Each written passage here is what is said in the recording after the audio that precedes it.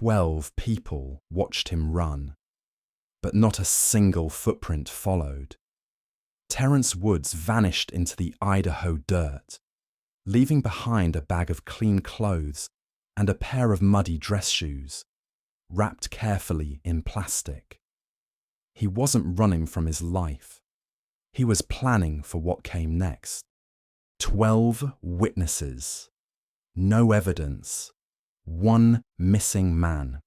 On October 5th, 2018, in the jagged silence of the Idaho mountains, a film crew watched their colleague do something impossible. Terrence Woods Jr. was 27. He was a producer, a son, a man with a flight home already on his mind. Then, without a word, he sprinted. He ran toward the edge of a steep cliff, dropped 15 feet into the brush, and vanished into a forest that seemed to be waiting for him. The crew said he ran at a speed that shouldn't have been physically possible. They didn't say he ran like a man in fear. They said he didn't run like a man in fear. He ran like someone whose instincts had misfired. But to understand the man who vanished, we have to look past the shadows of the Idaho trees and into the light of the life he left behind in Maryland. Because Terrence Woods Jr. wasn't a ghost. He wasn't a mountain man, and he certainly wasn't a runner. He was a professional, a son. And according to his father, he was a man who already had his bags packed for home. Within weeks, the official search was over. The sheriff's office stopped looking. The forest grew quiet again. But 7 years later, the mystery hasn't settled. In 2025, the case was featured on America's Most Wanted, reigniting a national conversation about a case where no body, no blood, and no footprints were ever found. Just one thing left behind in the dirt. In his bag, investigators found a pair of mud-covered dress shoes, wrapped carefully in plastic. All his other clothing was gone. The shoes stayed. Everything else didn't. What happened in those woods? Terrence's world was one of logistical precision and high-stakes media. A graduate of the University of Maryland, he was a fixer, a man known by mentors at the BBC and ITV for his reliability and his steady hand. His resume wasn't just a list of jobs, it was a passport. From the high-pressure sets of The Voice UK in London to remote landscapes in Turkey and Egypt, Terrence was a veteran. He was the person producers called when they needed someone who wouldn't crack under pressure. His mentors described him as a dream employee, focused, calm, precise. To his family, the idea that he simply lost his mind didn't fit the man they knew. He wasn't a man who ran into the woods. He was a man who planned his way home. In 2018, that career had brought him to the Penman Mine with Raw TV. They were there to film for the Gold Rush franchise, a job that required focus and endurance. It was a professional environment, governed by schedules and safety protocols. To his father, Terrence Sr., the version of his son being told by the crew, the superhuman runner who tried to grab drones, is a stranger. He points to the text messages sent just days before, casual, focused on the flight home, and filled with the routine affection of a son who knew exactly where he was going. There were no red flags, no frantic calls, just a successful young man doing his job in the mountains, until the moment the story changed forever. Idaho County is home to some of the most unforgiving terrain in the lower 48. The Nez Perce National Forest is a place where the earth feels heavy. It is a wilderness of vertical drops and abandoned memories, where the gold rush of the 1860s left behind more than just empty mines. It left a labyrinth. The trees grow so thick they swallow the light. And in terrain like this, people don't simply vanish. They fall. They break. They leave something behind. The crew described Terrence's movement as sudden and extreme. A sprint followed by a clean drop and continued momentum. According to his family, Terrence carried the effects of a serious pelvic injury from years earlier. It wasn't something obvious at a distance, but it shaped how he moved. From that perspective, the account raises difficult questions.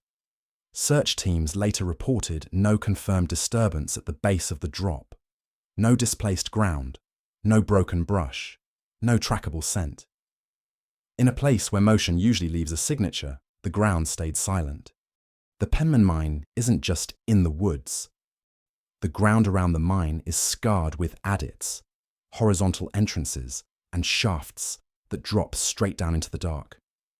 Many of these are hidden by decades of overgrowth, covered by thin layers of pine needles and rot. The crew's report states that Terrence reached the edge of a cliff with a 15-foot vertical drop. Now, consider the physics. A 15-foot drop isn't a stumble. It's a deliberate, dangerous leap. If you land wrong in boots on uneven granite, you break an ankle. But there's a detail here that changes everything. Terrence had a previously broken pelvis from an old injury. To those who knew him, the idea of him making a 15-foot leap and sprinting away wasn't just unlikely, it was physically impossible. And then there is the silence. The crew didn't just lose sight of him, they lost the sound of him. In a dry forest, it is impossible to move through brush at high speed without making a sound that carries for a mile. Yet, the moment he hit the tree line, the audio of the world seemingly cut out. Here is where the story shifts from the woods to the boardroom. In the wake of the disappearance, Terrence's family found themselves hitting a wall they didn't expect. The wall of the NDA. When Terrence vanished, the 11 other crew members didn't just go home. They went back into the fold of their contracts. Raw TV denied any mistreatment, but they also didn't release the names of the full crew to the family initially. This isn't to say the crew did something wrong. It is to say that when a tragedy happens on a multi-million-dollar set, the first instinct of the machine is to go quiet. For a grieving father in Maryland, this silence felt like a second disappearance. Terrence had vanished once into the trees, and now he was vanishing again into the fine print of a contract. When authorities were eventually contacted, the call did more than report a disappearance. It provided an explanation. According to later records, crew members described Terrence as having difficulty earlier that day, and within those records appears a word that would later draw scrutiny. Detained. What that word meant, and how seriously the situation was taken, has never been fully clarified. Between the last confirmed sighting and the request for help, there remains a portion of time that has never been fully accounted for. According to Terrence's family, the investigation left critical questions unanswered. They say no search warrant was obtained for his hotel room. They say his laptop and personal devices were never forensically examined by independent investigators. Instead, his belongings were packed by the production company and shipped back to Maryland. By the time his family opened the bags, the room where Terrence spent his final nights had already been cleaned and reoccupied. For them, the opportunity to preserve potential evidence was gone before it could begin. In June 2025, the case took a dramatic turn. America's Most Wanted featured Terrence, and with that spotlight came new high-tech scrutiny. Private investigators began using digital shadow analysis, looking at cellular pings that were overlooked in the initial 2018 search. They uncovered something chilling. The timeline of the superhuman run didn't match the time the 911 call was actually placed. There was a significant gap, a pocket of time where Terrence was gone, and no help was being summoned. Furthermore, a detail emerged from the 2018 police logs that had been buried. The crew had reportedly detained Terrence earlier that day during what they called an anxiety attack. His family was stunned. Terrence had no history of anxiety. Why was a film crew physically handling a producer? Why wasn't medical help called then? These are the questions that the 2025 independent investigation has pushed back into the light.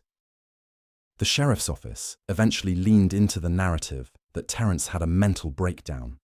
They cited a crew member who claimed Terrence was acting strange, even trying to grab a drone out of the sky. Sheriff Doug Giddings would later go on record with comments that suggested Terrence simply wanted to disappear. But the family sees this as a dismissal. They point to the fact that Terrence was the only person of color on the crew, in a county that was 96% white. To them, the mental break was a convenient story to stop an expensive search for an outsider. If Terrence suffered a break, he was a ghost. He left no physical trace.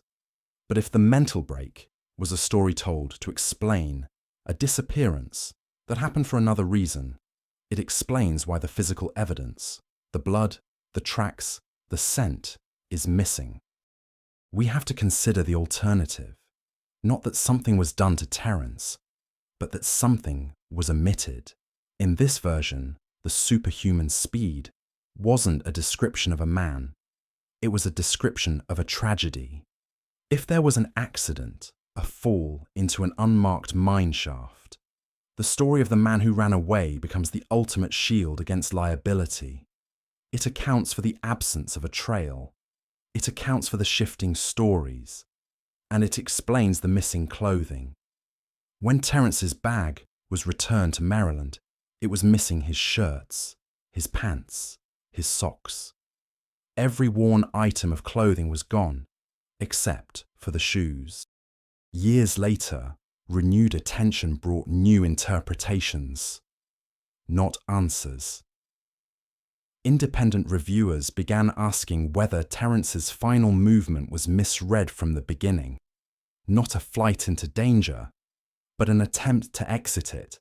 If that's true, then the most important evidence was never where anyone thought to look. We always come back to the shoes, mud-covered, wrapped in plastic. They suggest a man who was planning for a later. A man who wanted to keep his good shoes clean for the flight back to Maryland, for the life he had waiting for him. They don't look like the belongings of a man who was about to run into the forest and never come back. They look like a mistake, the one thing that stayed when everything else was wiped clean. To Terrence Sr., these shoes are the smoking gun of intention. They prove that Terrence wasn't planning on running. He was planning on changing. Terrence Woods Jr. has been missing since 2018. The crew has moved on to other sets, other stories. The Penman Mine is still there, rusting under the Idaho sun, a graveyard of industrial ambition. And the forest remains as thick and indifferent as the day he vanished. If Terrence ran into those woods at a speed that wasn't possible, then he is somewhere the world cannot reach him. He is part of the landscape now. But if he didn't run, if the story we were told was just the best version of a bad situation, then Terrence is lost in something much denser than the woods. He is lost in the silence of the paperwork. He is lost in the gaps between the witness statements. The case is open, the trail is cold, and the shoes are still waiting in a bag for a man who is never coming home.